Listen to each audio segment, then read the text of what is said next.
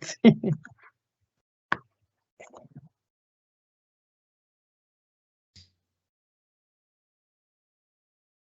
evening, everyone, and welcome to today's session on writing for publication.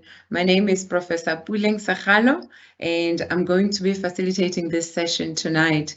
So tonight is the first of three-part sessions on writing for publication. So today we're going to be starting with what it is that is involved when we are preparing to publish a paper in a journal, and what is it that we need to think about, and what are the steps that we need to follow in preparing ourselves to publish an article, a journal article, an academic journal article. So we're going to have the first session today, and tomorrow we'll have the second session, and on Thursday we'll have the third session. I hope you'll be available to attend all sessions because one will be leading to the next. There are certain aspects that we may not be able to cover today that we'll then continue with tomorrow. So I'm going to share my screen so that I can start my presentation. Okay.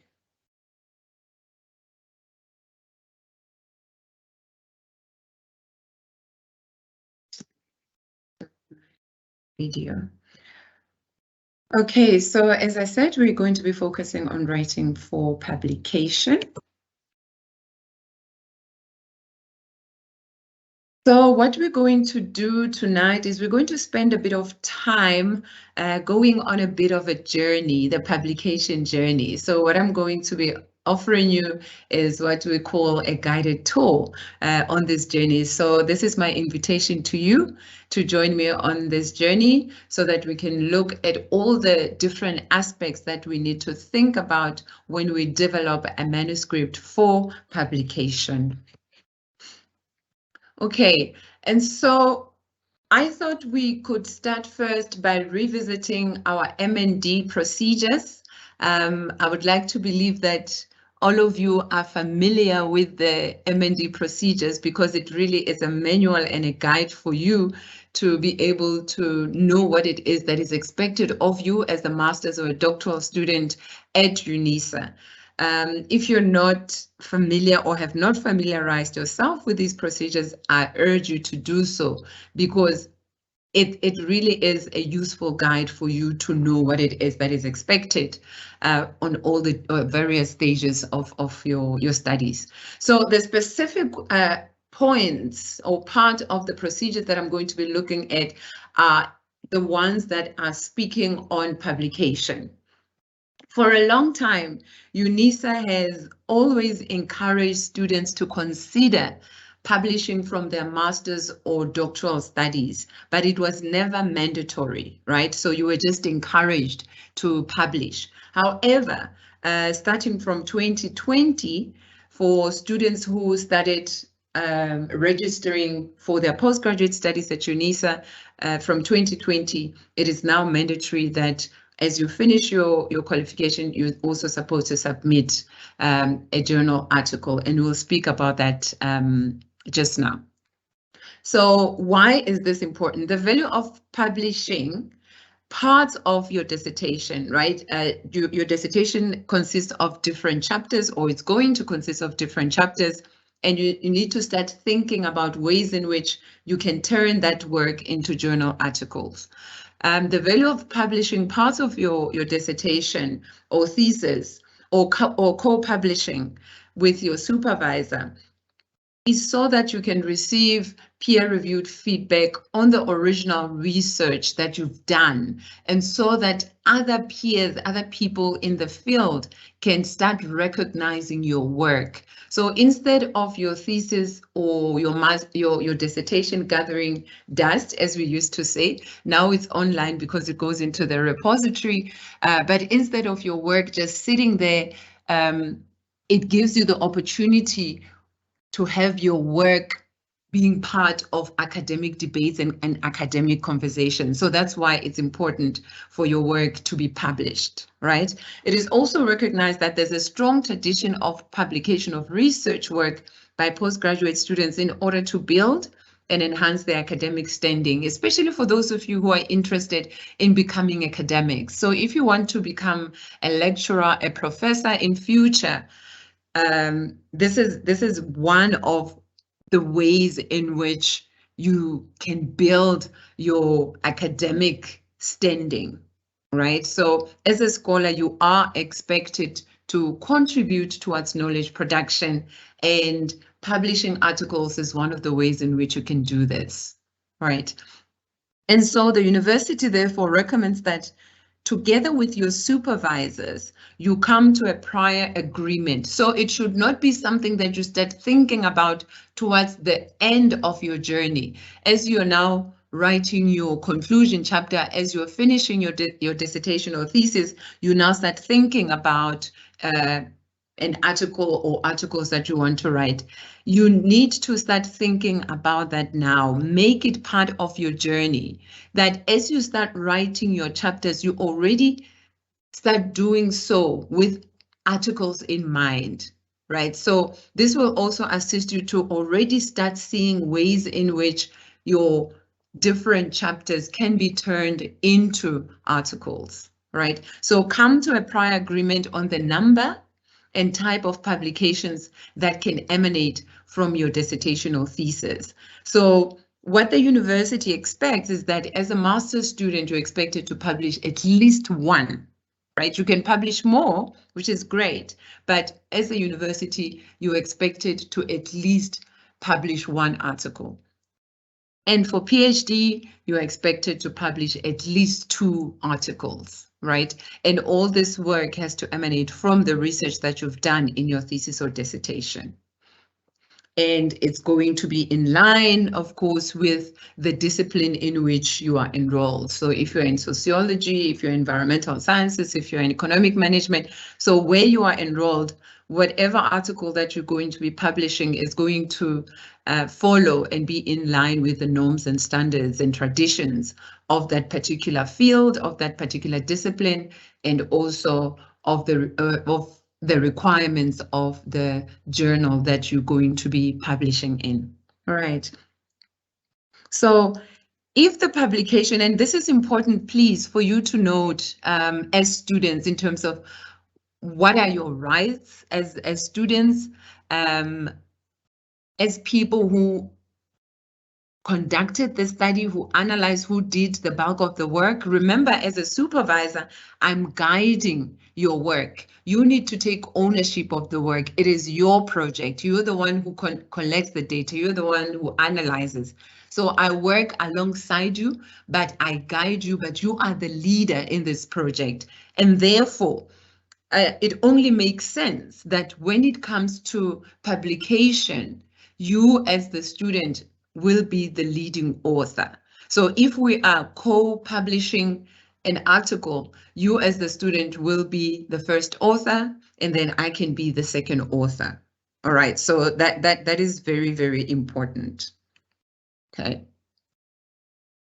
All right, and then continuing from that, what I said initially in terms of the publication as a requirement, from 2020, those of you who registered for the first time for your master's or doctoral candidates, you're required to submit a manuscript for publication to a peer-reviewed accredited journal as part of your dissertation or thesis journey. So that's an expectation. So let's say, for example, you registered for the first time in 2019 or earlier.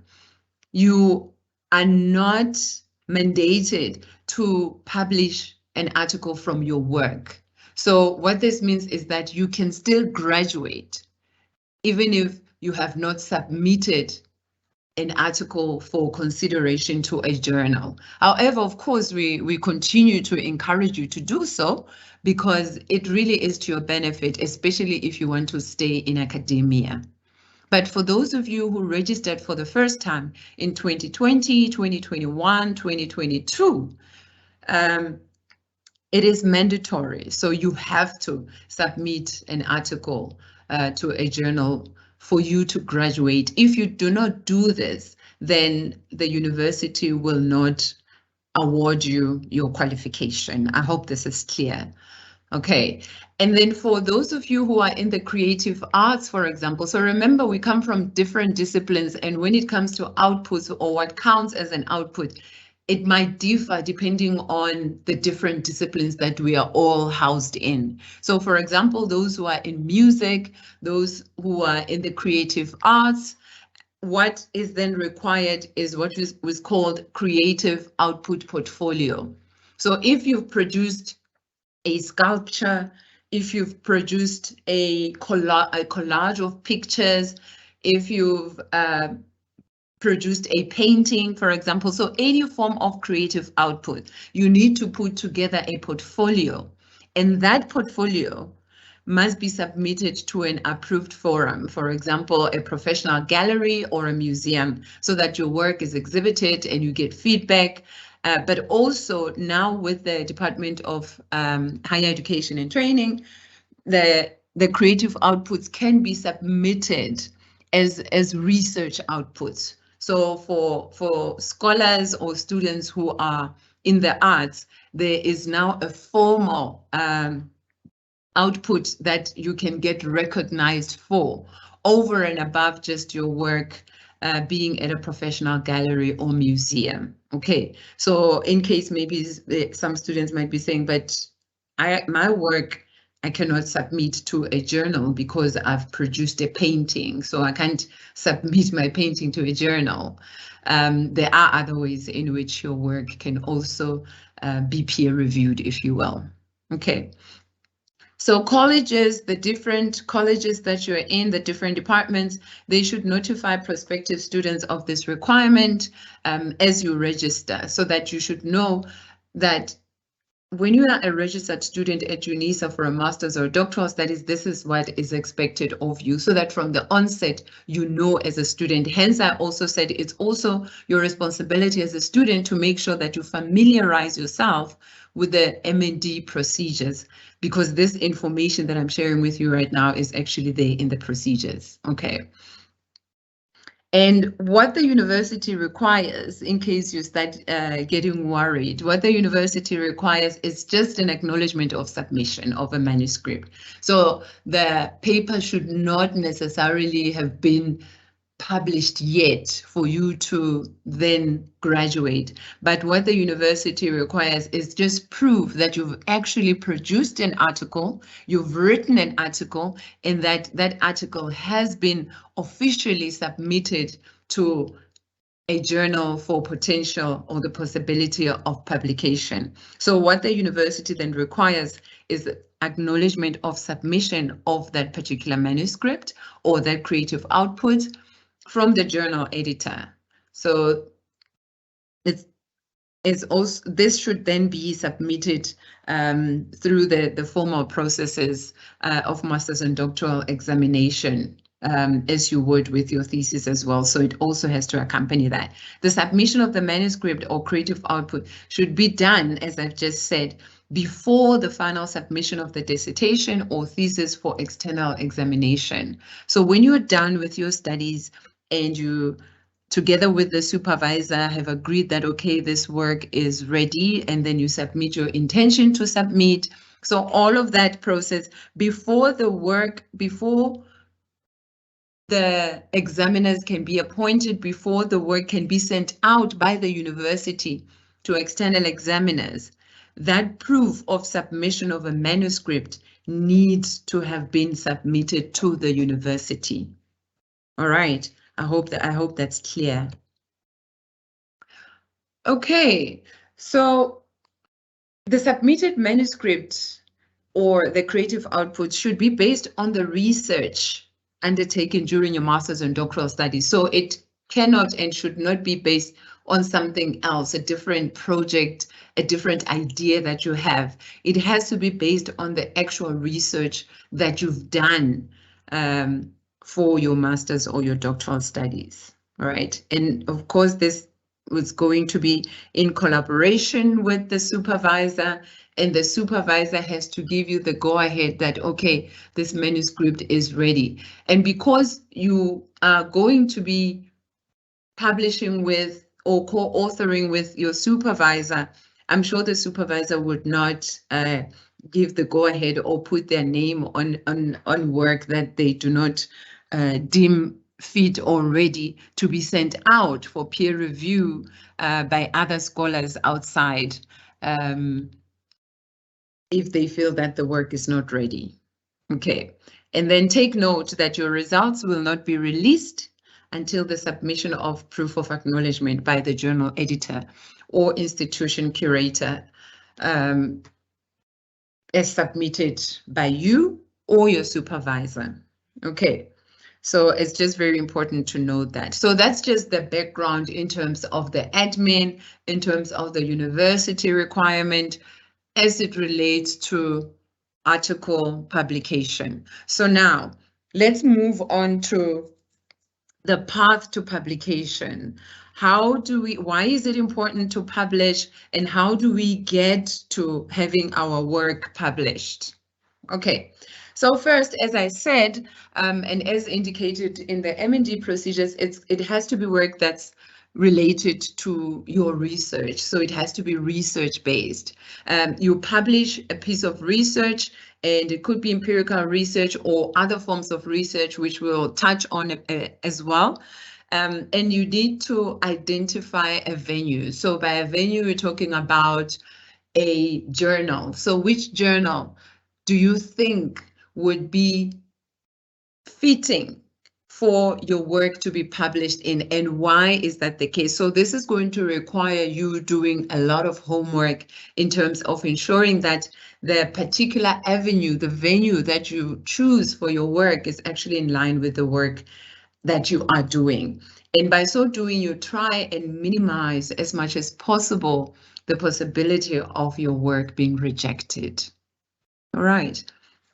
And then, of course, important things to think about is the title.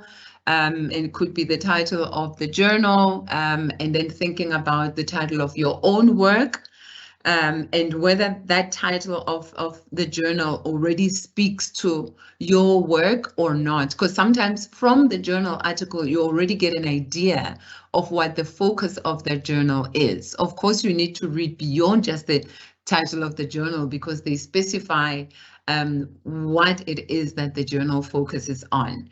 And then think about the abstract as well.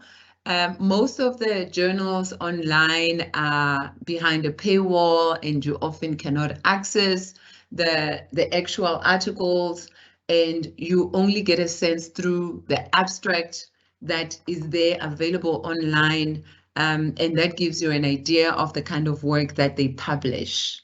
Right, but as a UNISA student, you have access to hundreds and hundreds and hundreds of articles, because the university subscribes and pays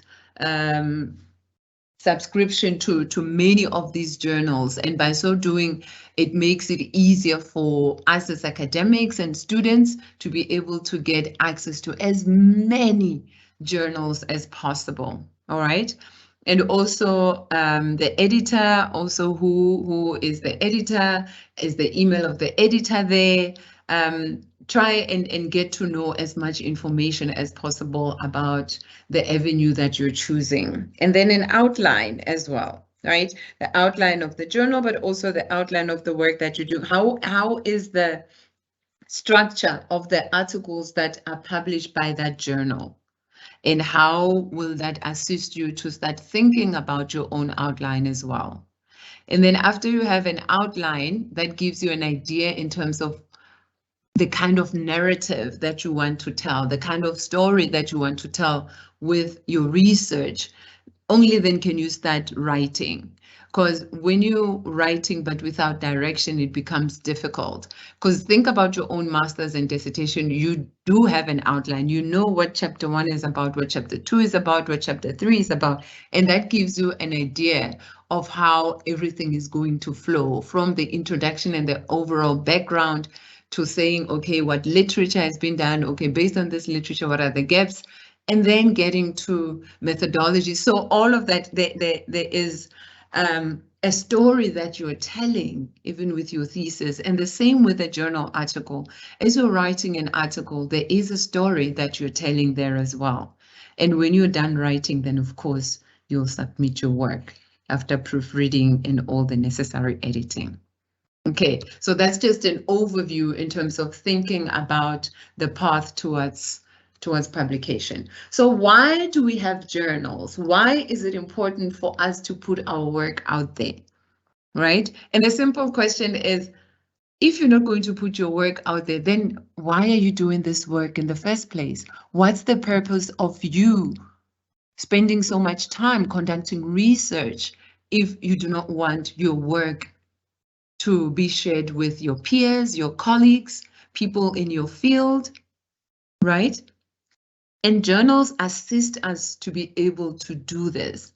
That as you're sitting in South Africa, in Ghana, in Zimbabwe, in any part of the world, that your work can actually travel and have people sitting in Australia engaging with your work. And that's what journals assist us with, right?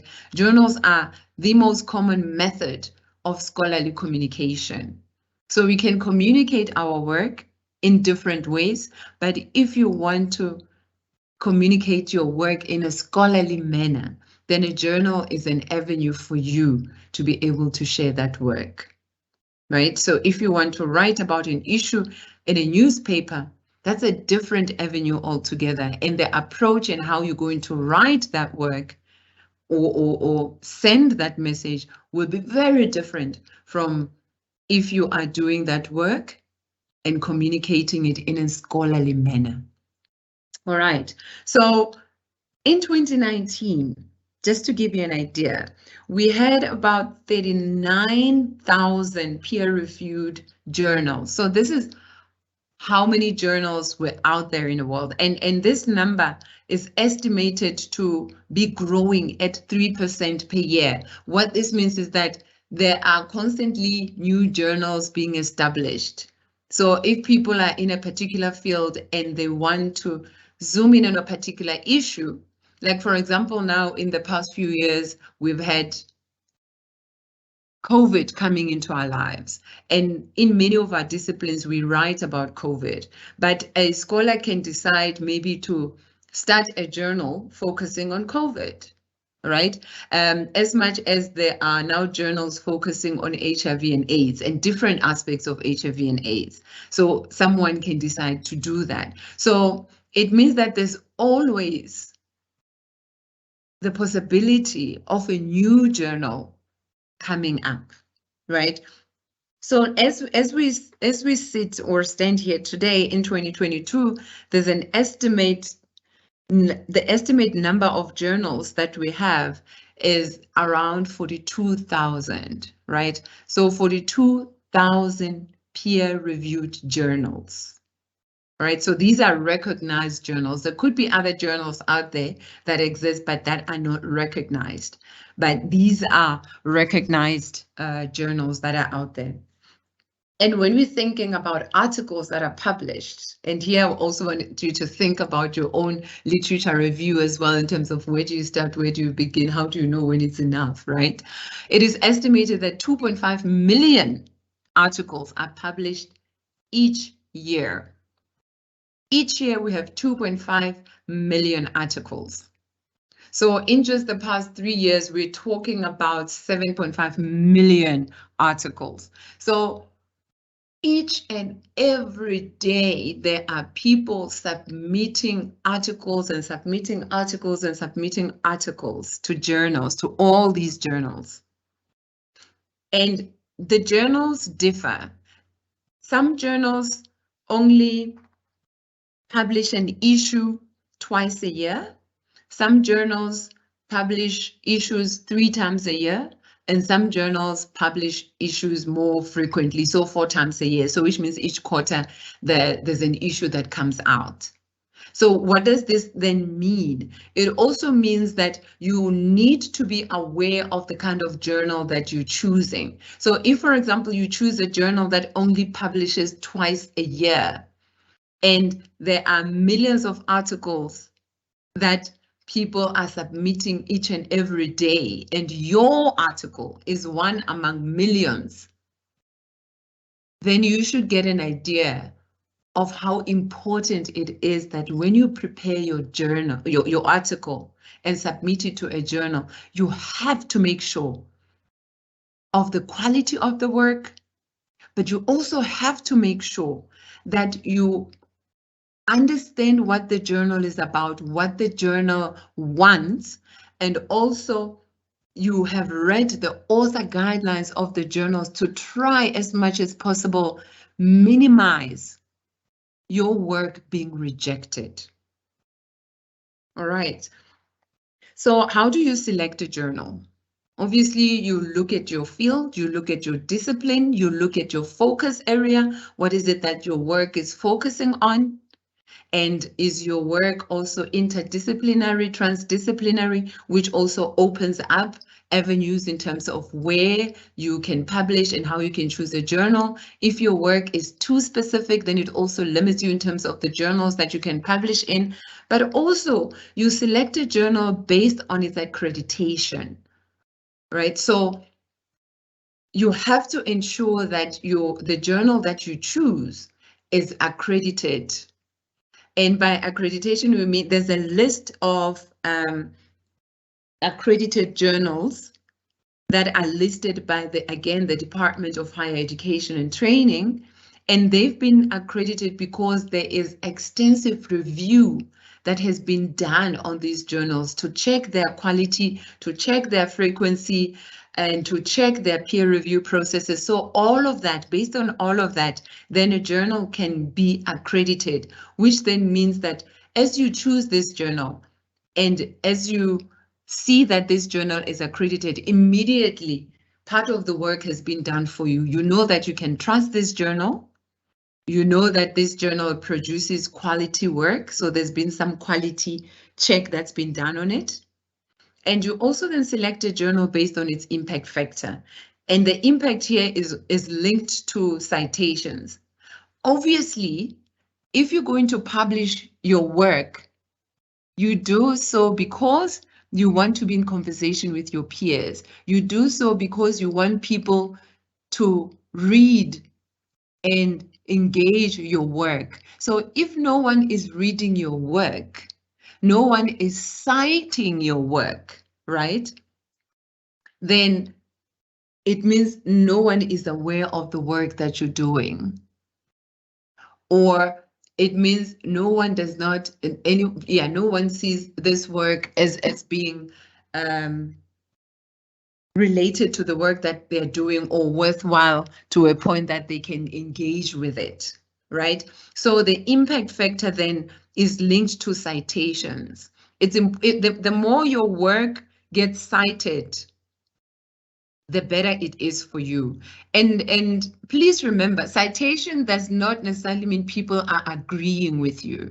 So people can cite you to disagree with you, that you've done a particular kind of work and they find that this work has got certain challenges or limitations or anything along those lines. So they may not necessarily agree with your work, right? Or they may agree with your work and they draw from your work to make a point in the work that they're doing.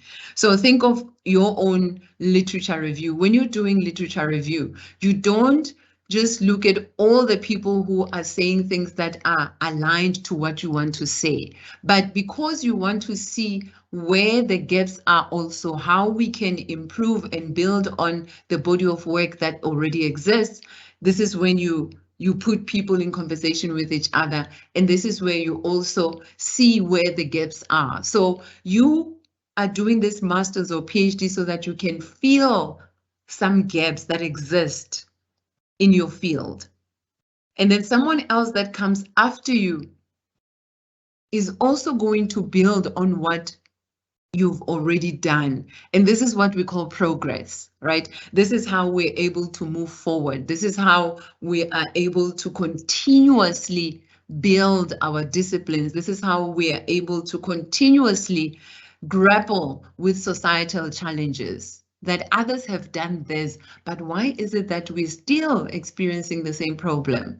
Or why is it that even though there are some solutions that have been put in place, we continue to have this challenge? It means maybe those solutions are useful, but they are not useful to a point of actually assisting us to fully answer the question that has been put forward or that we sit with. All right. And you also again select a journal based on the audience. Who is it that you want to speak to? Who is this work intended for? And here, the example that I can give is when you choose a journal, you need to think about who's going to be reading this work. So if you choose a journal that is based in the United Kingdom, right? And that maybe people have to pay lots and lots of pounds for them to access that journal. But your work is focusing on strategies that teachers in rural communities in South Africa can employ to try and deal with various challenges at schools, right? Sorry, I'm not being specific, but something like that. So if your work is focusing on what I've just said, would it make sense then to choose a journal that is somewhere in the UK that maybe teachers or academics in education here in South Africa may not necessarily be able to get access to? Possibly not. So you need to think about your audience. Who's your audience?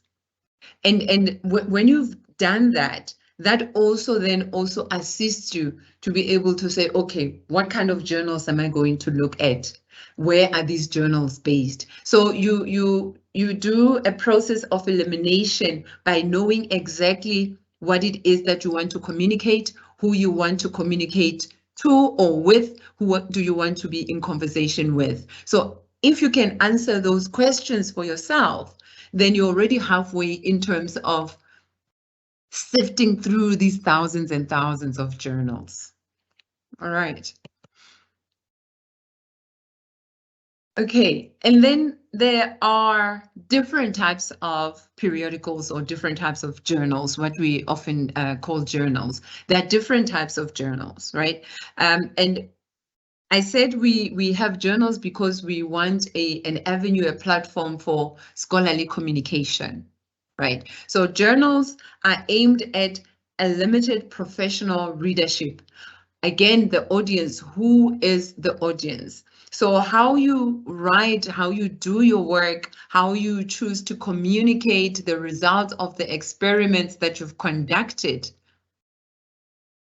will determine the journal that you're going to choose. Remember, there is professional readership in terms of people in mechanical engineering, maybe focusing on boiler making, for example. So people in the boiler making profession and mechanical engineering are the ones that you're interested in as readership. So your engagement, your work, the structure of your work will be having that audience in mind. All right. And journals are written by experts in the field. So people who have knowledge, who have some experience, people who've done research in a particular field, and therefore have some level of expertise in the field. And remember, we are at different levels. We've got emerging or developing scholars, we've got established scholars, and as we go, then you become more and more established. So all of us combined, whether emerging or developed, have some expertise in a particular field that we're working in. And as a result of that expertise, then we can be able to write articles that can be published in journals. Right, and journals, because the scholarly communication, again, it's got technical vocabulary. So it's very different, as I said before, from publishing in the Mail and Guardian, right? From publishing in The Conversation, the Daily Maverick. So the vocabulary is very technical. because it's aimed at people who are educated specifically and have experience specifically in that field, right? So if you're doing work on analytical chemistry, you know what analytical chemist or analytical chemistry vocabulary is like. So as you write, you know who your audience is and that your audience is going to understand what it is that you're talking about. And of course, articles are usually the result of research that's conducted in the lab or that's conducted out in the field. And it contains extensive bibliography. References are very, very important. So as you're writing your article, just like in your thesis and dissertation, we always say make sure that you have your references, all of your references. If you're going to use somebody else's work, you have to acknowledge them as much as possible.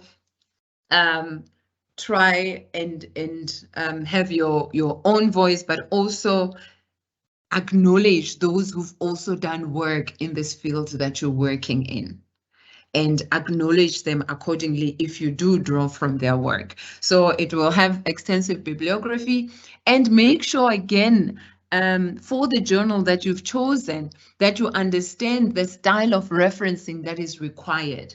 Technical things such as referencing are very important, and sometimes your work can be rejected because of not referencing properly. So if they say Chicago style, Harvard style, APA style, make sure that you follow that referencing style throughout and make sure that you reference properly. Okay. And of course, journals will often, not all of them, but most journals will have the word journal in them. So the journal of the what journal of. So it will have that, but not all of them. Not all of them will have the word journal in them. And that does not mean that they are not journals. All right. And they give an example here that the Wall Street Journal, it's called a journal, is an exception. So we speak about journals, and when you say journals, it's often academic journals. But then the Wall Street Journal is an exception, as we know that it's actually just a newspaper.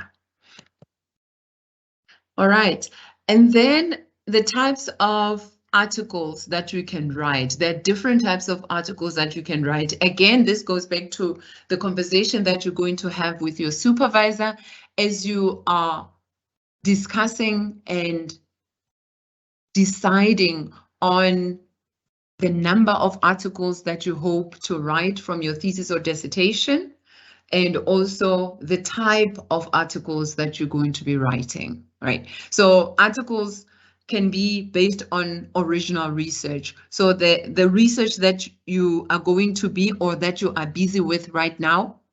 So that empirical study that you're doing, that original research, where you're going to be reporting on the results of the research that you did, the empirical study where you worked in the lab, where you went into the field, you collected data, you analyzed data. So that's original research. So that's the kind of article that you can write where you are reporting on a study that you did and reporting on the results and your findings. Okay. Or you can write an article that is just focusing on critically analyzing literature. So if you think about your literature chapter, a chapter like that can actually be reworked or revised and turned into an article. So it can actually be a standalone article.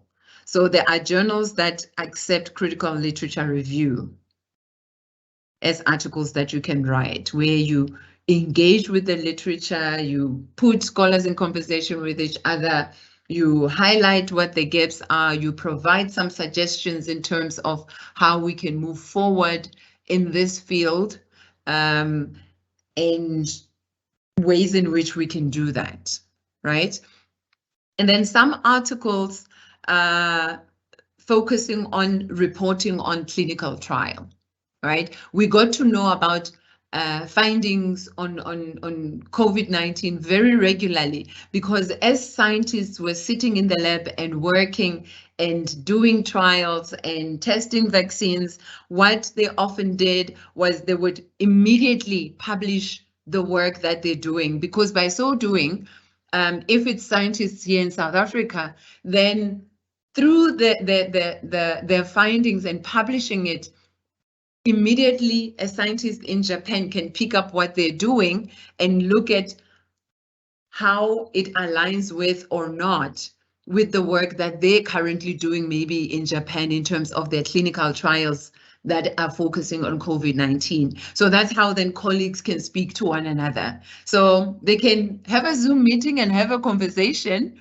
But when it comes to scholarly spaces, remember, these are spaces where you build yourself as a scholar, you build yourself as a scientist. So chances are you're not going to discuss with colleagues ongoing research, ongoing tests that you're doing and the trials that you're running, because someone can pick up and run with it. So often what most scientists would do is they would immediately publish the work. And that's why you find that there's a lot of research outputs that actually come from the hard sciences more than from the social sciences. And this is one of the reasons, because often in the social sciences, one would go out into the field. Our colleagues in anthropology, for example, they would go into the field and they will spend 6 months or a year or 2 years. And then only after that will they then start writing and providing results in terms of the observations or the interviews or all the work that they've done. So an output will come after a year or so, after they've really explored and immersed themselves in communities and working with people. Whereas in the hardcore sciences, it's people working in labs. And as soon as there is some result, even if the work or the experiments are ongoing, but along the way, as there's some finding, that gets reported. And it gets reported how? It gets reported by publication. And that's often how then our colleagues in the hardcore sciences get to have so many outputs, right? Whereas in the social and humanities, it takes longer. So colleagues don't say, okay, now I have this research, this literature that I've engaged with, and maybe I should do something with this literature. As I collect the data, I'm doing something else here. Or I've collected data, I've collected 5 interviews, can I analyze and do something with that, but then indicate that it's ongoing? This already shows us a particular understanding of this phenomenon, but there's more people that we're still going to be interviewing and engaging, and then we'll put all of this together and see what the overall picture gives us, right? And in that way, there's outputs along the way. But unfortunately, we have not come to a point where we do work that way, and I think it's a missed opportunity personally. But it's just how, unfortunately, our scholarly spaces have been shaped, and they continue to be shaped that way. And maybe you, as the future scholars and knowledge producers, you can start thinking about how this could be done differently. I think this insisting on students producing outputs as part of their master's and PhD studies is somewhat a move towards that direction, that you don't wait until the 2 or the 4 years when you're done with your studies. Only beyond that 4 years, you start thinking about outputs, that as you're doing the work, you also start thinking about different ways in which this work can be disseminated. It's very important. And then, of course, clinical case studies. Those who are in the medical sciences, or for example, if you're in psychology, often what we do is you would have a case study. So let's say, for example, you're a psychiatrist or a psychologist and you're seeing clients, and the client comes in with a case that you think is very interesting. They present with particular issues that you think maybe other colleagues could learn from in terms of how does something manifest or present itself, and what are some of the ways in which we could think about intervention strategies when someone presents with this particular issue, right? So it's a clinical case that as a practitioner or as a scholar, you can then draw from and publish that work so that other scholars and other colleagues can read that work based on that case, so that when they are presented with something similar, they would have learned from the processes that you followed in your work when you were presented with that case. So that's how we then keep learning, and that's how our manuals and diagnostics also continue to be shaped and reshaped, and we come up with new understanding of phenomena that is presented to us. All right, and then lastly, commentary. So the article can just be a commentary on a particular issue. So if maybe you are in the middle of doing your research, you're conducting data on gender-based violence, for example, and then maybe something happens in society, we have cases and reports of things, and you find that that's very interesting in the ways in which it's linked to your own work. You might choose to write a commentary on that issue, on that aspect, right? And speak about, from a scholarly perspective, speak about issues that are pertaining to that particular topic, to maybe issues around gender-based violence, and how this manifestation of what just happened recently maybe also speaks to other issues that maybe you have encountered or come across when you are doing your research. So you can just write a commentary on that. Okay. All right. Okay, here it's really just a summary of what I've just said, so I won't dwell much on that. In terms of what empirical studies are, so empirical studies is what I've just discussed under original research, where you're reporting on research that you've done, right? And how it's structured is you provide the background and introduction, and the materials and methods, instruments, what you used, the results and discussion. So obviously here it's reporting on work that you've done. So you'll indicate that we tested this, we did this and that, and this is what we found. So in our study, we measured this and that, and this is what we found. You'll see that this example is very much leaning towards quantitative work. So if your work is qualitative, obviously the key phrases that you use is that we explored, right? In our study, we were interested in understanding something, right? So this is what you did. You interviewed, you did that. So you measured, you tested, you explored. The kinds of phrases or phrasing that you will use will be also dependent very much on the methodology that you use for your research. And then literature review, of course, I've already discussed. Identify a problem, and you do an extensive literature review on that particular issue. You summarize previous investigations, what other people found, what are the issues, what is missing, what are the gaps, and then what are the suggestions going forward. And like I said, it's mainly desk-based research, so there's no physical or lab research conducted there.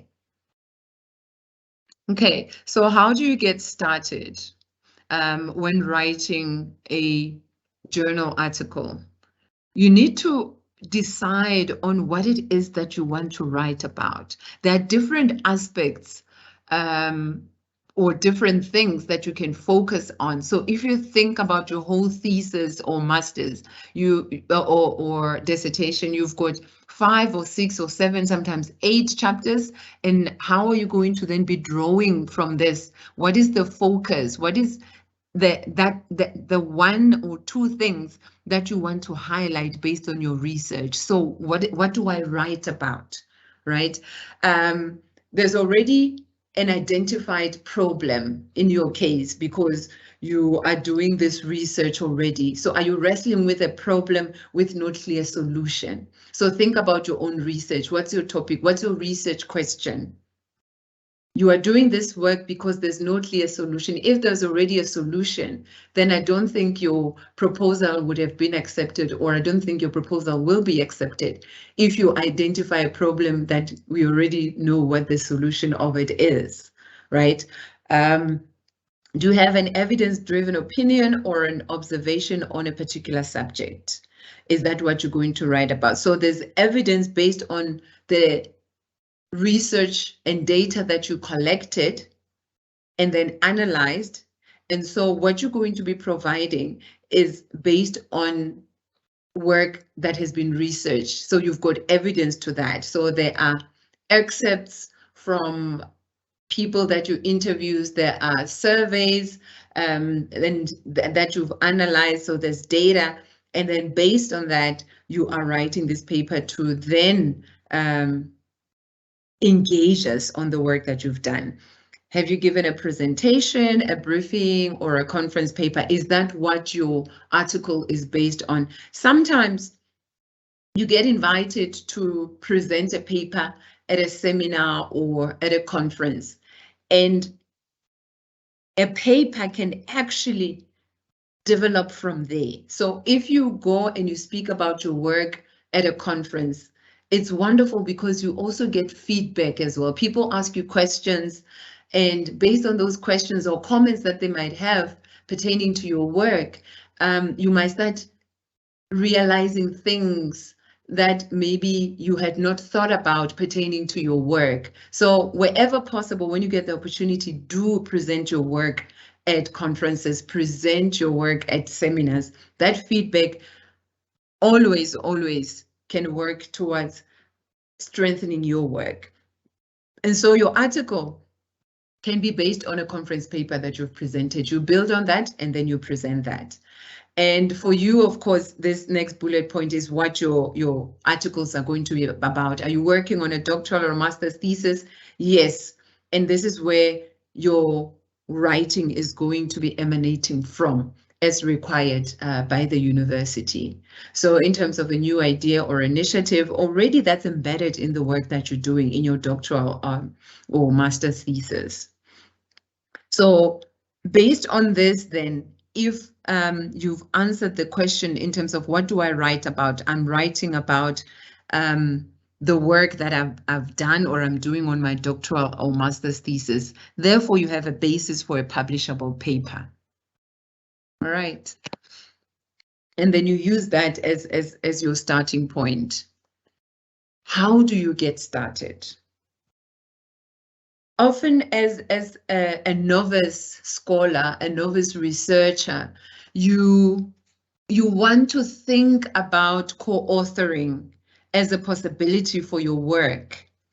But also as a student, master's or PhD student, it is somewhat required for you to co-author with your supervisor, right? So, but beyond your supervisor, you can co-author with a colleague. So there are many ways in which co-authoring can happen. Especially if you are still starting and don't feel confident enough and you don't know the ins and outs of the publishing game, co-authoring with someone maybe who's already published before might make things a bit easier for you in some sense, because you don't feel like you're just lost and you're starting and walking in the dark, right? So you publish with a practitioner or another researcher or a service user team, people who use services that maybe your work is focusing on or linked to. And so co-authoring is very useful, especially for cross-disciplinary practice or research. So if you are in a particular field or discipline, you can choose to co-author with someone in another discipline. So what that does is it makes your work interdisciplinary, right? And here I'm talking just beyond your supervisor. There are sometimes students who are actually supervised by supervisors who are having background in other disciplines. I know of colleagues who actually were supervised by supervisors who are not in their discipline. So someone in psychology being supervised by someone in health studies or someone in social work. It has been known to happen. So it brings a different flavor again when it comes to now producing outputs as well. But what's important when you're co-authoring with someone, make sure that your work reads as one voice. You don't want to write a paper where I can see that, okay, this is someone saying something, but when I get to page 3, the style of writing or the way in which the person is conveying the message or the narrative is very different. So you have to make sure that it has to appear as if it was written by one person. So both of you must have one voice as you're working on co-authoring a paper. So this means proofreading, this means editing, this means making sure that you have a proper outline, you decide on who's going to do what. And then even though we can divide the work, that I'll work on this section, you work on that section, we'll come back together. And in the way in which you put the work together, it has to be in such a way that a reader is not going to see that it's multiple voices here. All right. And when you co-author, you come with different strengths. So when we co-author, me as the supervisor and you as the student, you're coming with the strength of actually understanding the context where the research was done. You were there, you were the one who interviewed, you were the one who engaged with the people in the community, or you're the one who actually conducted the lab experiments. So you were actually there and you saw how things were actually working and how the experiment manifested and unfolded and what kind of results came out. So you have that, you know that as the student. So as the researcher, I might be bringing in maybe some theoretical perspective and theoretical contribution in the work. I might be bringing literature because I have got vast knowledge and background in terms of a lot of literature in this particular field that we're writing in. So decide and have a conversation in terms of who's going to contribute what, right? Co-authorship does not mean you write the whole paper and then I read and I just edit your paper and then I put my name to it. That's not what co-authoring is. I have to meaningfully contribute to the paper for me to have my name put on that paper. All right. And then as co-authors, you have to agree and clarify the order of appearance of authors and the person taking on the role of corresponding author. So in terms of the appearance of authors, in your case, as students publishing or co-authoring with your supervisors, your name, as I've said already before, is going to appear first. So your name will appear first, and then the supervisor will appear as the second author. And then when it comes to corresponding author, you can decide, right? So if you are the one who's preparing the manuscript for submission, that is, you are the one sending it to the journal, maybe then you indicate your information and provide your email as the corresponding author. This means the person that the journal or the editors are going to be sending communication to, giving feedback to. So when the peer review reports are ready, that's the person that this information is going to be sent to. So it can either be yourself or it can be your supervisor. You can discuss and decide who's that going to be, right? If you're comfortable to have the supervisor being the corresponding author, great. Or if maybe you can be the corresponding author, again, as a learning curve and a learning experience for yourself, so that you get a hands-on experience and understanding of how the process of publication or publishing works. Okay, and then getting your paper published.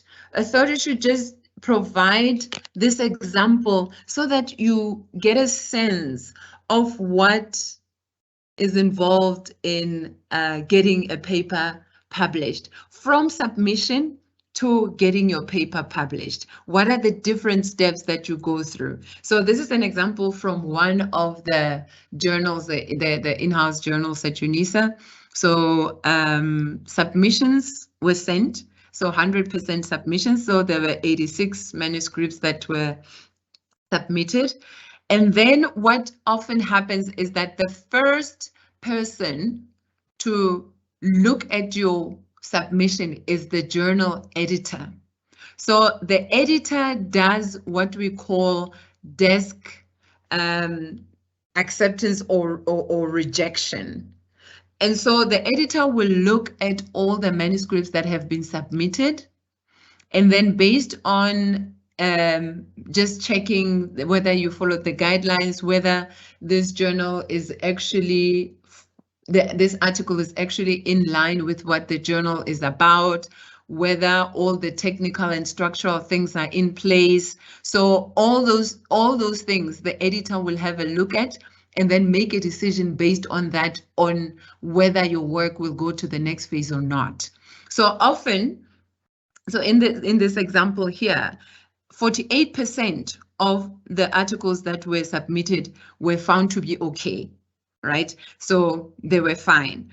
And then 28% of the articles that were submitted were sent back to the authors, and the authors were encouraged to revise certain things. So maybe you did not follow the proper referencing style, so that's something that can quickly be sorted out. Maybe there are some things that are missing that are required by the journal. It's things that the editor thinks you can just revise quickly and send back to them. So 28% were given a revise and resubmit, ne? And then 24% were desk rejected. So the editor got these articles, and it's either your article is not in line with the audience of the journal, it's either the article, it was sloppy, not properly written, there's too many errors and issues with it.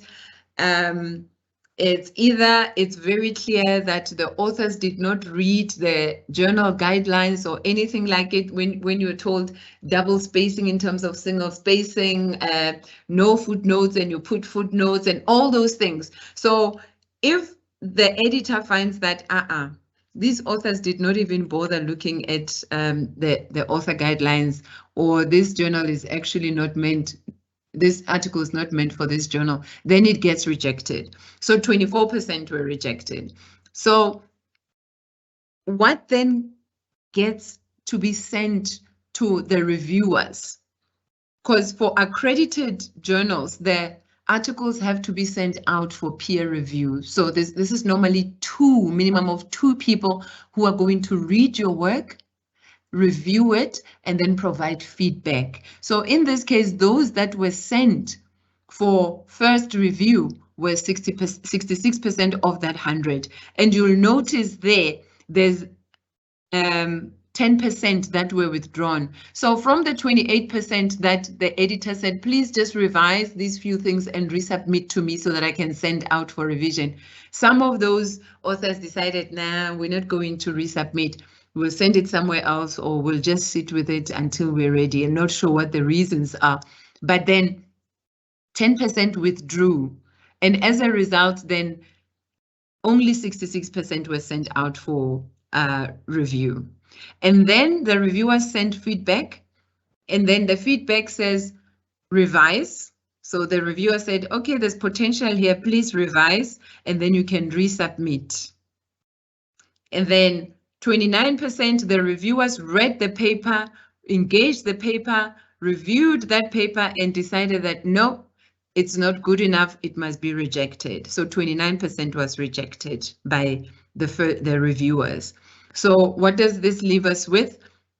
Again, you'll see there are authors who withdrew. So from the 37% that were requested to revise and resubmit, 6% withdrew. They decided they're not going to revise the work and send it. So sometimes what authors do is when they get feedback to revise, they either decide, no, we're not going to revise, we're going to send it somewhere else, or we will revise, but after revising, we're not sending it back, they will send it somewhere else.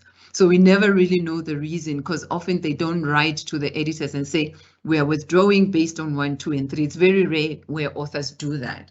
So those who've revised now, it's only 31%. So from the 66%, only 31 revised.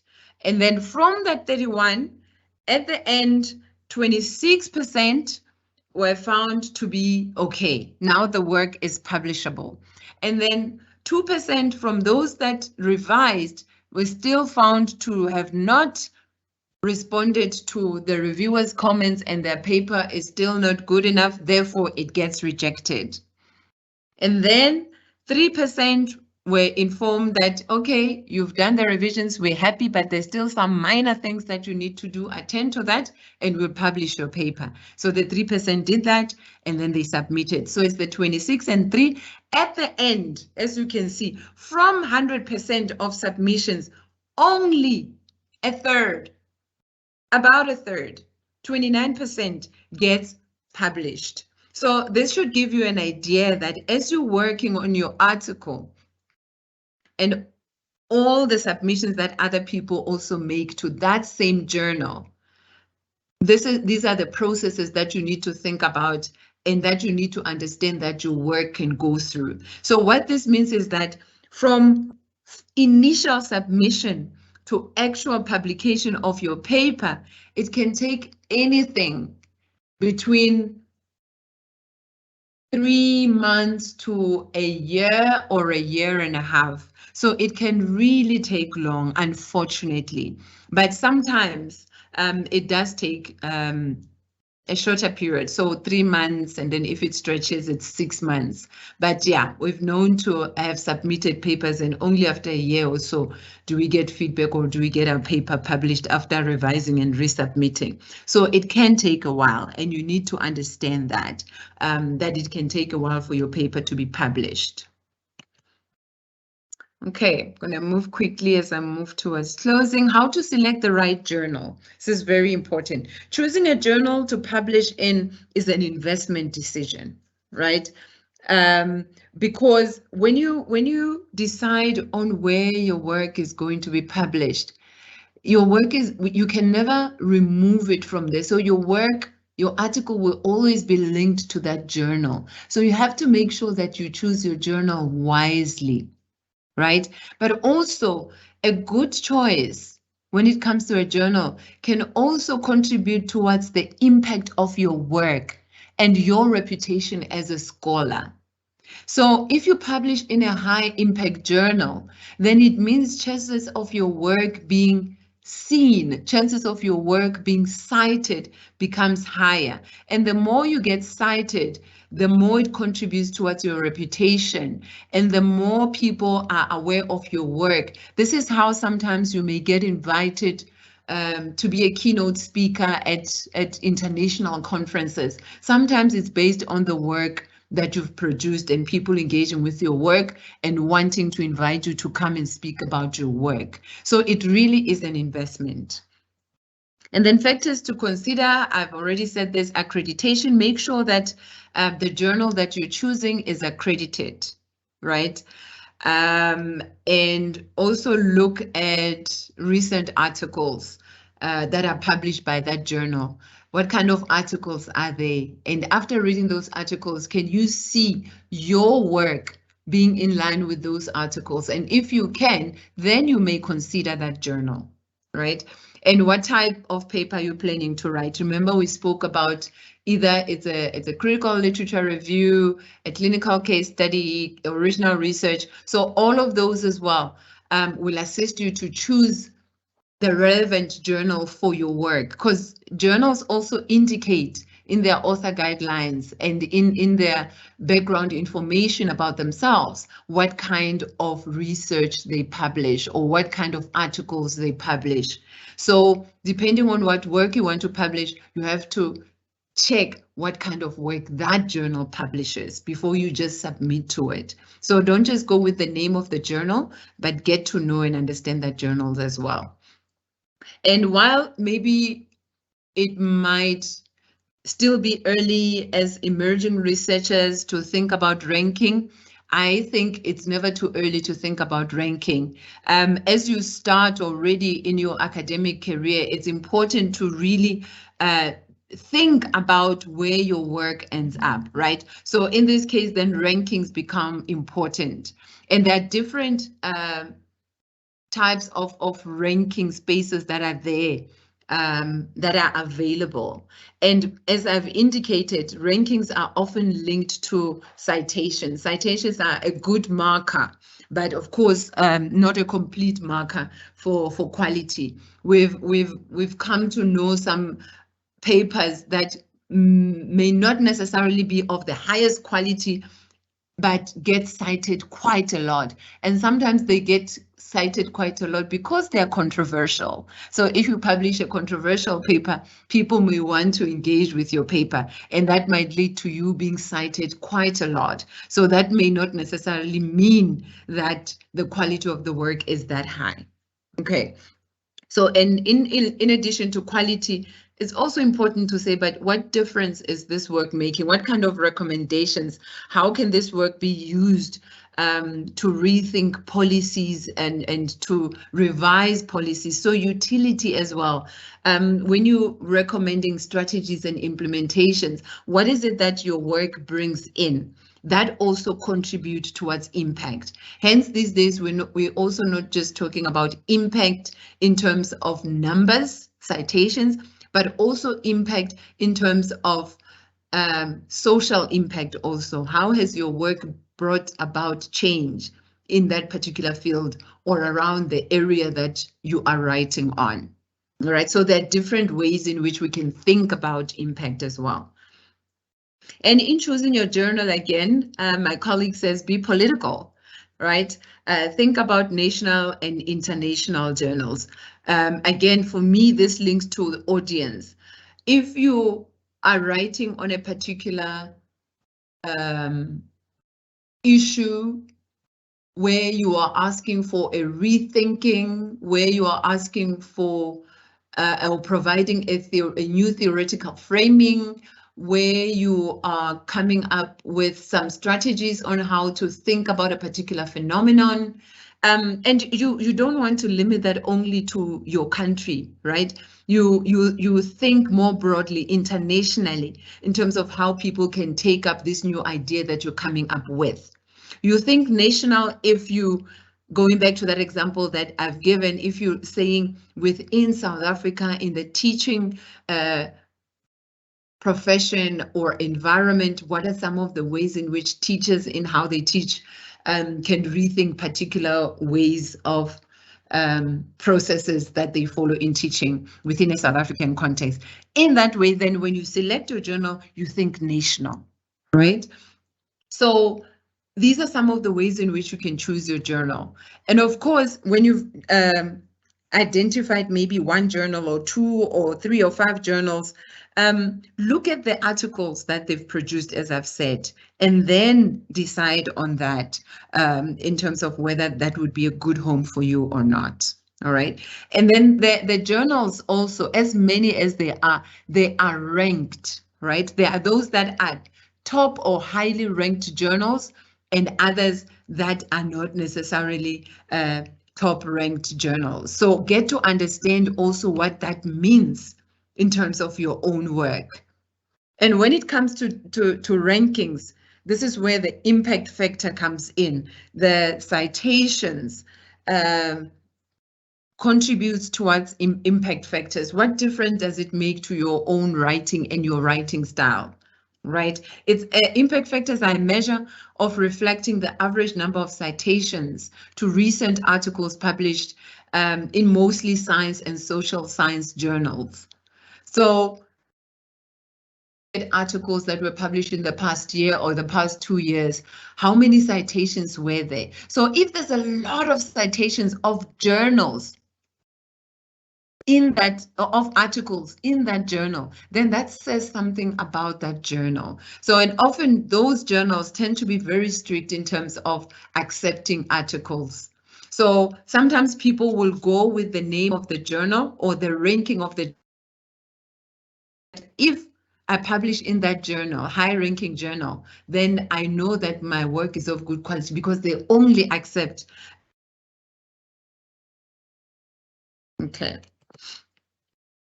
And then some variables that are related to impact factor. Again, outstanding research that comes up with the vaccine for COVID, then Nature will jump, and publish your work.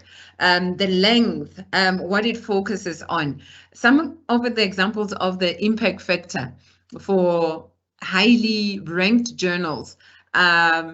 Examples here, Reviews of Modern Physics is one of the highest ranked journals in terms of impact factor. So 43.9, that is the impact factor. So the higher the impact factor, or the higher the number, then the higher the impact of that journal. So some journals are sitting at 2.3, 1.7, 9.2. So if you've got 10 as impact factor, or that is a very, very good journal, very good journal. So you can imagine 43, what that means in terms of ranking. And then Nature and Science, very highly ranked. So most journals can only dream of achieving impact factors such as these ones.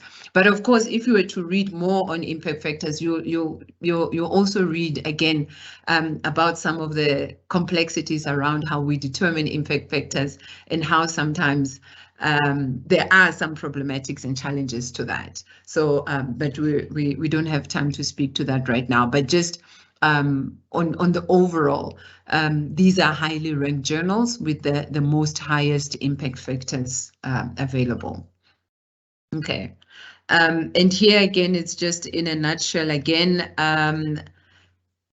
academic journals being published in Nature means you get, some level of prestige, and this prestige links to promotion within academic space. That is, it links to you getting funding for your research, for example. So when you apply for funding, you indicate, you highlight there to the funder, you put it in bold that your work was published in Nature. Already that puts you ahead in terms of you being considered for funding. So these are some of the ways in which these impact factors have got material consequences in terms of what they can do for you as a scholar. Okay, and then maximizing your publication potential. Identify 3 or 4 worthy questions, issues to write about, the significance of the topic you've chosen. So is the editor going to look at your abstract, to look at your article and say, whoa, this is something that hasn't been asked before, or this is an interesting approach that readers might be interested in. This is an interesting methodology that this person is bringing in. So what is it that your work is bringing in, right? That is going to be somewhat different from what others have been writing about. So when you do that, you maximize the possibility of your work being published, right? And I've spoken about your work, making sure that it's in line with the journal that you're choosing. And then when you are deciding on a journal, don't just focus on one journal. Look at a number of journals, prioritize them, because that also assists you to not get stuck later on. So if you already have a list of 5 journals, if maybe journal 1 rejects your article, then you already know that journal 2 is already there. You've already done your homework, everything is in place. So then you already start the work of sending it to the second journal. You don't start from the beginning where you spend a lot of time, right? So have that hierarchy and understand. Okay, and then lastly, before we go to the questions and discussions, the last thing that I wanted to share with you was the importance of being aware of predatory journals. So what are predatory journals? The consensus in terms of definition of what predatory journals are is that they are journals and publishers that are entities that prioritize self-interest, right? At the expense of scholarship, of quality, of the academic agenda. And often they're characterized by false or misleading information. So often they'll tell you your paper will be published within 14 days, your paper will be published within 4 weeks. And as I've said to you, it takes a lot of time for a journal to find reviewers, and reviewers are peers in your field. Reviewers are established scholars who can engage and even give you very useful feedback that's going to build you and that's going to assist you to strengthen your work.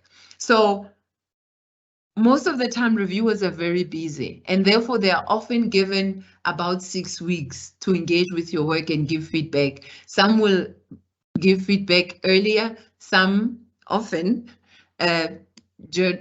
reviewers will give feedback later, actually. So it takes a bit of time. So when a journal says, no, turnaround time very quickly, be wary of that. When a journal already tells you about the money that you have to pay, if you look, so many of them are actually sharks. They are after the money. So they'll tell you that you need to pay $400 for your paper to be published. Already, again, that's a warning sign.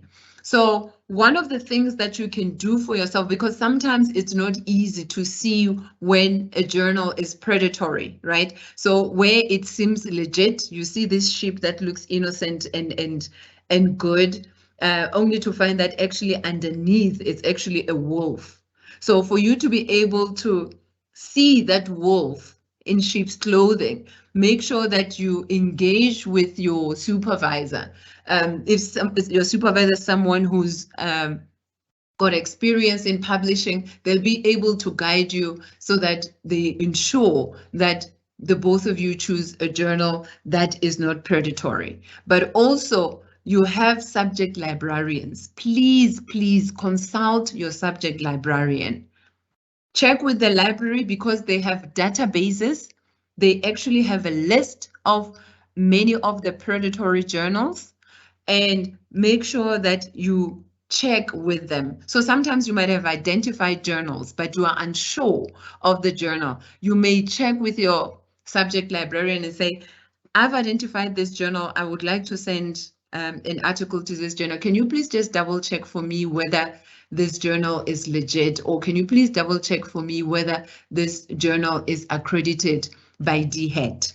So please do that.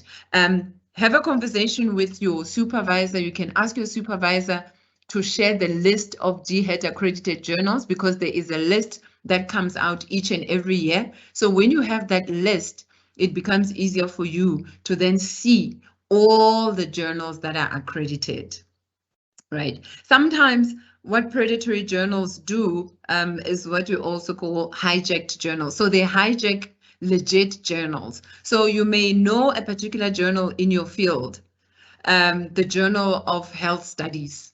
And like, okay, no, I know it as a good journal, but only to find that these predators have actually hijacked that journal. So they opened a website and put information on it, and all of it looks as if it's legit, but it's not. So you thinking that you're submitting to the Journal of Health Studies, but only to find that it's a hijacked journal. They've put up and established and put in place a journal so that they can fool people, and then they start asking money and things like that. So hence I'm saying at the beginning, if you are unsure, make sure that you have a conversation with your supervisor, but also with your subject librarian, so that you make sure that when you do send your work out, you don't have your time wasted, but also end up losing money unnecessarily. Yes, there are some accredited journals that do charge page fees, but most of them don't. So there are those who charge. So sometimes you may think that, oh, they're asking for money, maybe they're predatory journal. Again, read about the journal, the guidelines, everything, that information is there. And they do indicate whether there's page fees or not. Most of the predatory journals don't. And when they come back and they say, we're going to publish your paper, but you need to pay first, already that's a warning sign. The costs, if there are any costs involved, have to be there at the beginning. So the journal has to be transparent so that you can make an informed decision whether you go ahead or not. All right. And so with that, I shall pause here. And this brings us to the end of our session 1. And now I will go back to our questions and see if there are any questions that we have. Okay, just going to give it a moment to see it's loading so that we see if there are any questions. Okay, so Morgak Golpet, I'm sorry if I'm not saying your name correctly. If it takes long to get your article published, for example, 1 year, how will UNISA address this with respect to student that is due to graduate? Okay, Morgak.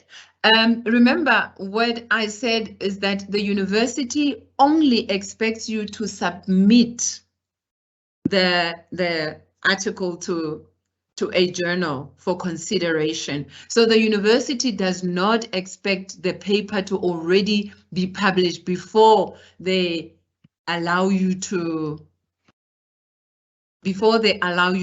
graduate. So please do not worry about that. All that is expected from you is that you prepare a manuscript. It has to be good enough, and then your supervisor has to sign off on it, and you have to submit it. So as long as you have that confirmation from the editor saying, thank you for submitting your article, it will now be sent for review, we'll get back to you. That's all the university wants. So if you have that, then you are well on your way to having the university allowing you to graduate. Okay. In one of the workshops from Anonymous, in one of the workshops for the College of Education, I learned that the guidelines have been changed. The requirement is to have the manuscript published for one to graduate. I don't know if this is still the case. Well, Anonymous, you see, this now becomes confusing because I'm working from the M&D guidelines, and I know this remains an ongoing conversation in the university, but the official communication that I know of is that you need to have submitted. I know that the university is currently working on a different process as well, where they are considering what we call PhD by publication. So what that means is that if you are registered for PhD and you want to publish instead of writing up a thesis, so you do your research, but then you publish articles instead of writing a thesis. So it's still in conversation, it's still in discussion. The university has not made that official yet because all the processes have to be in place in terms of how many articles have to be published for you to graduate, and all of the processes linked to that. So my understanding is that it's for PhD by publication. But in terms of the manuscripts being published for one to graduate, as far as I know, it's only submission and not acceptance or published before a student can graduate. And if maybe that was shared at a different platform, I would like to then encourage you to please check with your supervisors and inform your supervisors that the procedures are saying this, you attended a workshop that said this, and can they please just find out for you what the current information, if there is any, regarding this matter is. We're all coming from different disciplines, but the university has got one M&D procedures which has to be relevant for all students. And as I say, my understanding as of now, as I'm talking to you, is that it's only submission.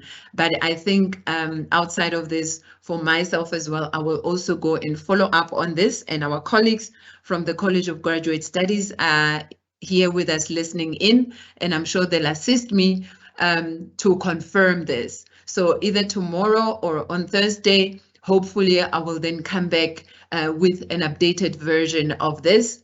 But as it stands in the official communication of the university is that you just need to submit. Okay, I hope that puts you at ease somewhat. And if anything changes officially, I believe that the university will communicate with you. What if a student submits an article to an accredited journal and subsequent to peer review, the article is not accepted for publication? Will the student be penalized? No, you would not be penalized if your article is not accepted. Remember, there is never a guarantee that your paper is going to be accepted. You remember that diagram that I showed you in terms of all the processes and the steps that one has to go through before you get to a point where your paper is published. We understand what it takes for a paper to be published. And we understand the delays, but we also understand that a paper can be rejected. And hence I said, when you're thinking about a journal that you want to publish in, you always have to consider multiple journals. Remember, you cannot submit one article to many journals with the hope that maybe one of the journals will accept my paper. No, that is not allowed. Please note that is not allowed. When you have decided on a journal that you're going to submit your paper to, you have to only submit your paper to that journal.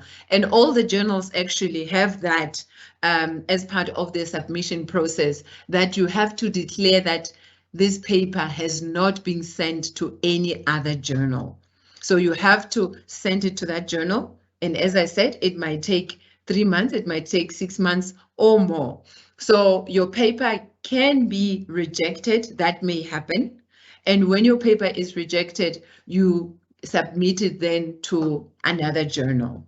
And that's a good question, again, going back to the previous question, because if we're talking about papers being accepted and published before you can graduate, that means you can actually wait for 2 years even before you graduate, waiting for a paper to be published. So I think the way that the university has set it out is actually reasonable, and it makes sense, right? So that students are not delayed, because you need your qualification for progress in your own life, maybe for promotion or to apply for a position in a particular place. So for your qualification to be held back because you did not publish, I personally think that would not be fair. But to encourage students to submit and work on their papers is a good step. And often when you've already put in so much work in putting together an article and submitting it, if it gets rejected, chances are you will have the energy to submit it elsewhere. You will revise whatever needs to be revised. Sometimes it may get rejected, desk rejected. Often then you will not be having in-depth feedback in terms of how you can improve your paper.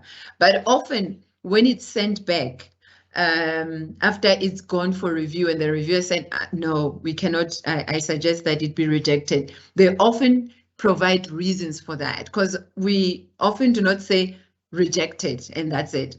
Rejected because the structure is problematic, this is lacking, it's not clear what the argument is, this and that and that. So often reviewers give a very detailed feedback to the author so that you can revise and submit it elsewhere, or revise and resubmit it again as a new submission. Okay, so I hope that, again, alleviates your concern in terms of what happens when a paper is rejected. Because even when you have graduated, you can still then continue working on that article with your supervisor. Okay, so the university makes it such that you are able to do that. And because this is work that you did while you were at UNISA, as a student with UNISA's resources, then you'll still receive that support, and then the work will be published under UNISA's name as well.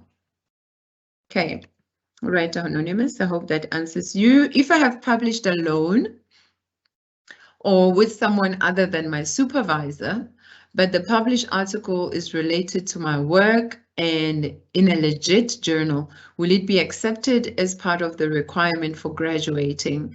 All of that would need to have been communicated with your supervisor.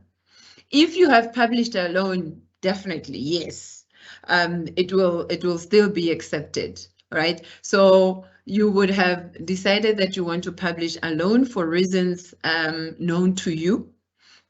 We do understand that sometimes along the way, there might be challenges with the supervision relationship, and that might be one of the reasons why maybe a student can end up publishing alone.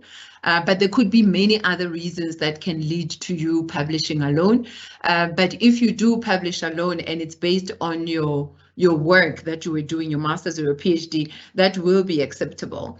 And if you've published with someone other than your supervisor, I'd be curious to know who that someone is. Is it a colleague? Is it someone maybe at work who's maybe your work, your research is linked to the work that you're currently doing? And maybe you've published with someone then at work. So all of that, though, would need to have been communicated, negotiated, and agreed upon with your supervisor. Remember at the beginning I said that the process of publication has to be discussed with your supervisor from the beginning. So as you graduate, as you come into the supervision process, part of your contracting should also involve communication around publication and what that's going to look like and what options are there and what you're both comfortable with. You may indicate to your supervisor that you think it would be useful to have your colleague who is also knowledgeable about this issue to be a co-author, because this person has practice knowledge maybe linked to the work that you're doing. But remember, if you're publishing with someone who's outside of UNISA, it works to the disadvantage of UNISA, because when you publish, the subsidy that the university gets from the Department of Higher Education and Training.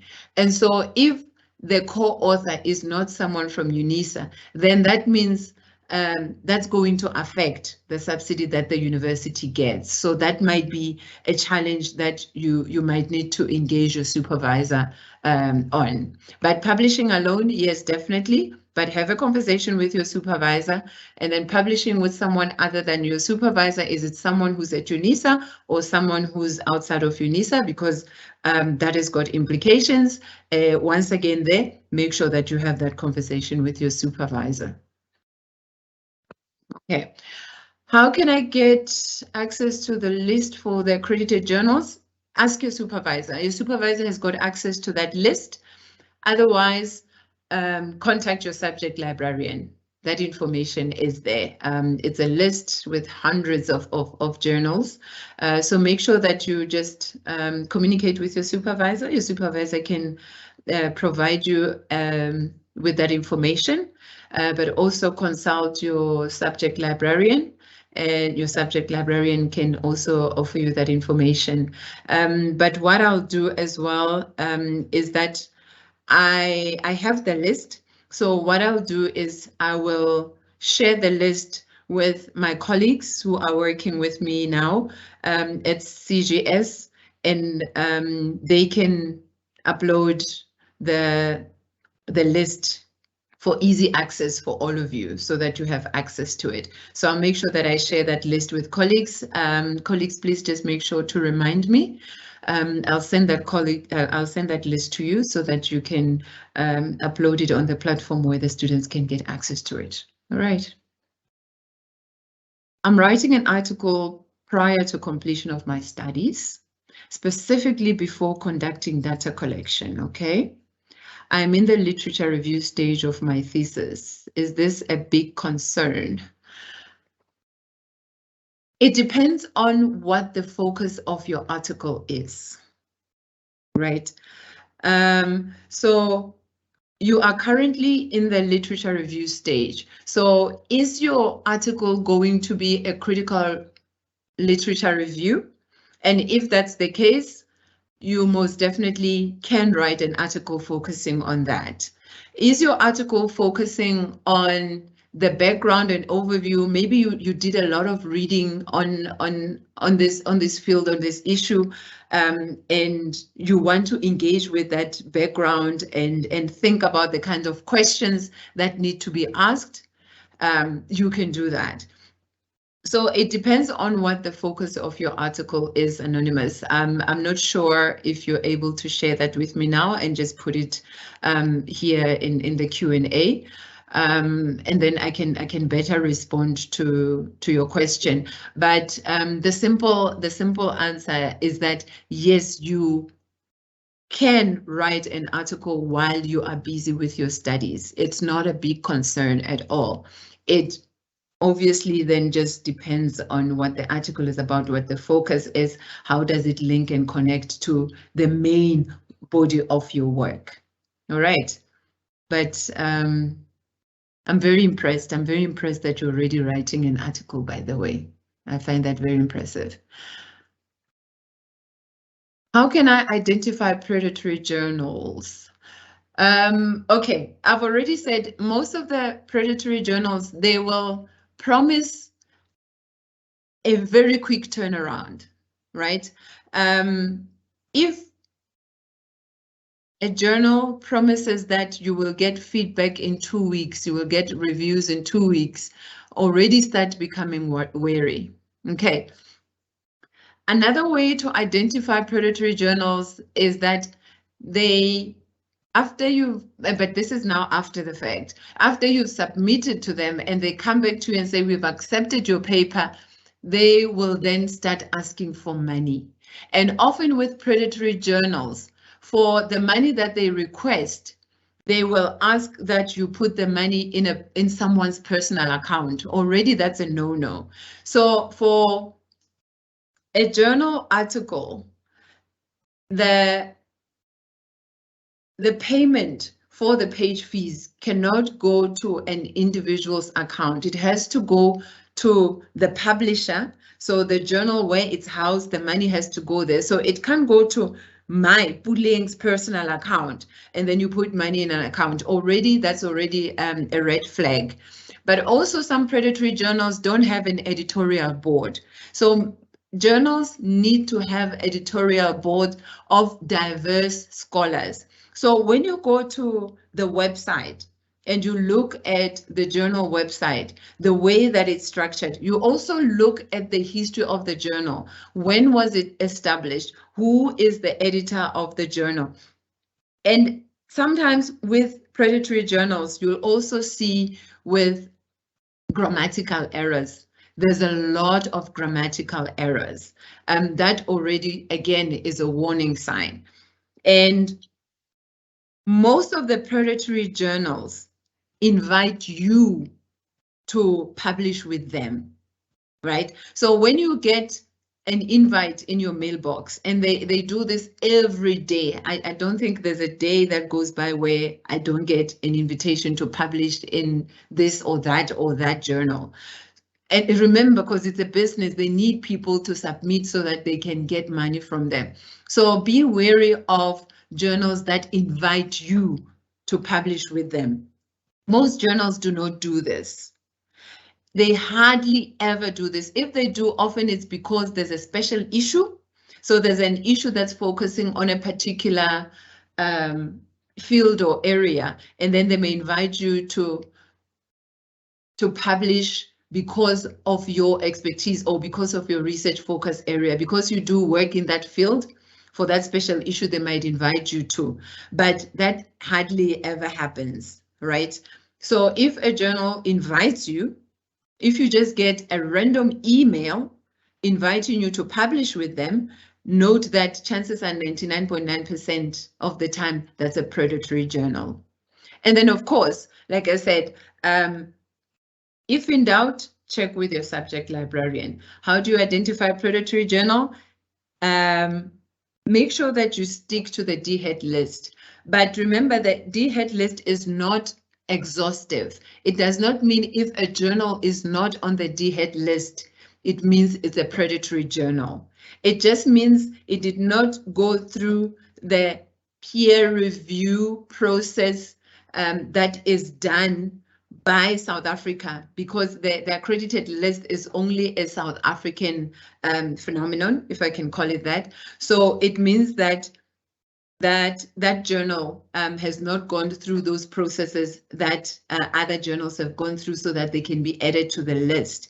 There are many legit and accredited and internationally recognized journals that are not in the DHET list. Please take note of that as well. Okay. Check with your librarian, check with your supervisor, make sure that as you identify a journal, you do your homework as much as possible. Okay, Bakinan, I hope that answers you. And who bears the cost of publication? UNISA does. UNISA does.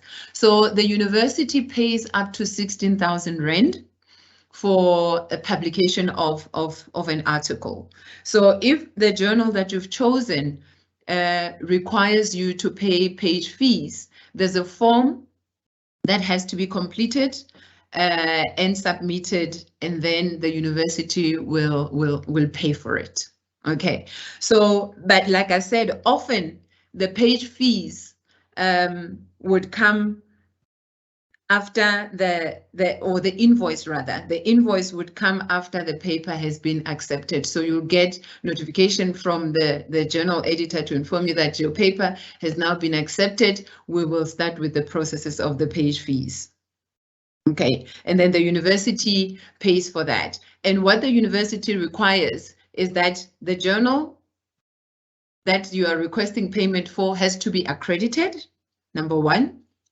And number two, there has to be proof of blind peer review. So the feedback that you got from the reviewers via the journal editor, that feedback you have to include as part of the request for the payment of your publication. Okay, so there's a form you complete, and then you have to include the peer review process. And on that form, you also indicate that it's a DHET accredited journal.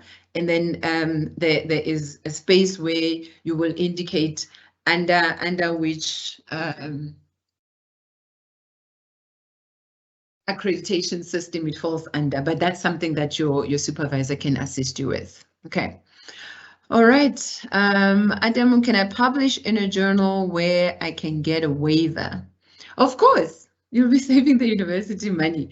And some journals, especially those in the so-called global north, sometimes what they do is that they'll say if you're a student, they'll waiver the cost, or if you are coming from the global south, because we don't have money in the global south, you can get a waiver as well. So most definitely you can publish in a journal where you can get a waiver if in terms of payment. That is allowed, and we encourage it. Okay. Hi, Hairu. Is it possible to start writing articles to be published before data collection starts? And is it possible to publish articles that are different from the dissertation research topic? Okay, so for your first question, I think it's similar to a previous question that has already been asked, that can you publish a paper before you start data collection? Again, have a conversation with your supervisor. If you want to already start working on an article before you collect your data, it might delay you in terms of time, because it does take time to write an article. But if you do have the time, it's going to depend on the focus of that article. So it can be a literature review article, which you do not need your data to be able to write. So most definitely you can be able to do that. So it is possible. It only depends on what the focus of the article is going to be. Okay, so that's the answer to the first question. Is it possible to publish articles that are different from the dissertation research topic? It's possible, but they will not be accepted. Remember, the M&D procedures say that the articles that you are expected to write, that the university require, have to be, right? They have to be based on your dissertation or your thesis research. So they have to be based on that topic that you have been writing about. So that's what the university will accept. Right? They will accept that one article for your master's, they'll accept those 2 articles for your PhD. However, if maybe you have been part of another project or you have other interests that are not necessarily aligned to your dissertation and you've got data or you've got time to write other articles, you're more than welcome to do that, right? It's important to make sure that it does not disturb you in your own studies, your own research, so that it delays you completing your studies, but also do so with an understanding that when you do publish work other than work based on your dissertation or thesis, that work will not count towards what the university requires. Okay, Hairu, I hope that's clear. What happens if your article is rejected on first submission? If it's rejected on first submission, what you do is you go back to the drawing board and you look for another journal, right? Hopefully, when they reject your article, they would give you reasons for the rejection. So sometimes journals would reject on first submission, and they will say, we are rejecting this article because it's not suitable for our journal. So if they say that, that's fine. It just means then maybe your article will be better suited with another journal. So what that then means is that you just shift your focus, find another journal, submit it there. Sometimes they reject because they're saying this article does not seem to be ready, right? So they will say you have submitted your article prematurely, which means it still requires work. And often when they give that kind of feedback, they would also follow it up with suggestions on how you can improve it, or on why they're saying you've submitted it prematurely, because this is missing, this is not clear, this does not follow logically, this and that and the other. So already that then offers you some idea on how you can improve your article. So what then that means is that you go back to the drawing board, you revise your article, and then you submit it again. So that's what happens when your article is rejected on first submission. Okay.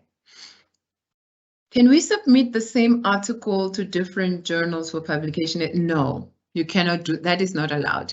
Even journals will tell you that. Okay, I see some questions are actually asking what I've already responded to earlier, but Anonymous, no, you cannot do that, because the question is, what if they all accept your article? What will you do? You'll decide which one you like best, and then you'll go with that one, and you'll tell the others, no, sorry, I'm not interested anymore. So they're trying to avoid things like that, but it also causes a lot of work for people. Remember, these articles have to be submitted for review. And what if the same reviewer, because of the focus, especially for those who are doing very specialized kind of work, and you submit your article to 3 journals, and then all these journals submit to me to review, because I'm also one of the few like you in that field who are doing work in that field. So they sent to me to provide a review of that work. And now I'm receiving from multiple journals. What will that say about you as a scholar? So it's not allowed at all. You cannot, you have to wait. Unfortunately, sometimes it means waiting for quite a long time. You wait for 6 months only to get feedback that they cannot publish your paper, and then only then can you submit it to another journal. Unfortunately, that's how it works, and therefore you cannot submit to many journals at the same time. Okay, does the paper article need to go through Turnitin Similarity Index prior to submission to the journal? Yes, some journals actually demand that. Some journals, what they'll do is they have their own Turnitin processes. So some would use Authenticate, they would use different kinds of systems, indexes to try and check for plagiarism. So for yourself, because while you're a student, you're still a student, you have got access to Turnitin, to the software to be able to access it. I would definitely encourage you to make sure that you put your work through Turnitin before submitting it to a journal. So it's not a requirement for many journals. The journals assume that all these processes and all the acknowledgements are in place when you submit your work. So they take you as an ethical scholar who has done what is necessary before they submit the work to them. So as you submit, they just look at the work and they give feedback. Some journals, like I say, have their own similarity index processes in place where they will subject your work to that plagiarism check before they can finalize your work. Okay, so it's not mandatory, but it's advisable. So for your own peace of mind as work, just to make sure everything is in order, you can do that. Okay, thank you very much, Adamu. So meaning if my supervisor is no more, I can publish alone. Or whom can I contact to make this conversation of my intention to publish? Okay, Anonymous, yes, if your supervisor is no more, right? So, and you are now in the process where you are at a place where you want to publish your work, you are allowed to publish on your own. I did indicate that you may publish alone, depending on the circumstances. So in this case, if your supervisor is no more, and maybe your supervisor passed on as you were completing your studies somewhere in the middle, you can publish alone, definitely. Okay. Or if you're still unsure or you want to continue this conversation, you may have this conversation with your M&D coordinator in your department. Either the M&D coordinator, well, not so much the COD. I think the M&D coordinator, you can check with them. But yes, you may. Okay.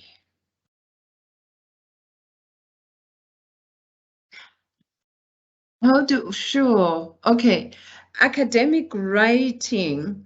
By academic writing, I'm talking about the kind of writing that you are doing right now for your master's and your thesis. I think that's the simplest way of answering it. So what you're doing for your master's and your doctoral work is academic writing. And I made an example that academic writing is the kind of writing where you use jargon and language and form of communication that's in line with your discipline, right? So that kind of writing would not be the same kind of writing that you will find in a newspaper. So when you read the Sunday Times, for example, that's not academic writing. Okay. But when you're in academic spaces, when you're writing your master's or your thesis, that's what's called academic writing. And that's the kind of writing that you will do when you're writing, the same kind of writing you will do when you are writing academic article as well. Okay. Does UNISA recognize publication in university-based journals, say Botswana Educational Research Association of University of Botswana? As long as that journal is accredited, UNISA will recognize it. Okay, I know of some journals that are based, for example, in some universities in Nigeria, and they are accredited with the Department of Education and Training here in South Africa. So in terms of accreditation, it's not South Africa-based journals. So it's journals from around the globe, right? And you will see when you get this list, it's journals from around the globe, as long as that journal is accredited by DHET, not by UNISA, right?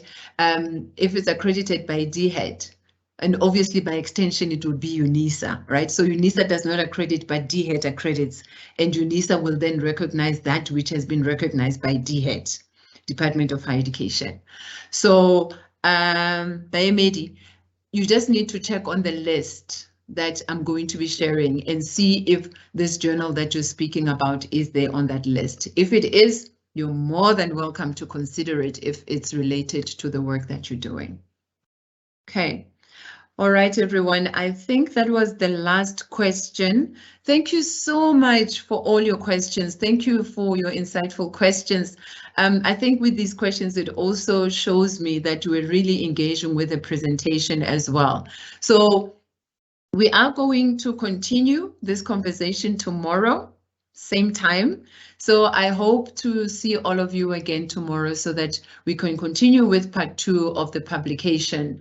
And if there are any other questions that maybe you think about tonight that you did not get to ask, or that may come later as you're reflecting on today's session and you say, oh, but that question, please know that you have the opportunity tomorrow to still ask that question.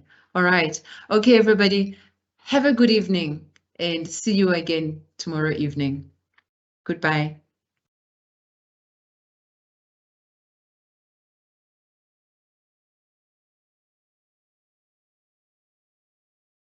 Okay, colleagues, thank you so much.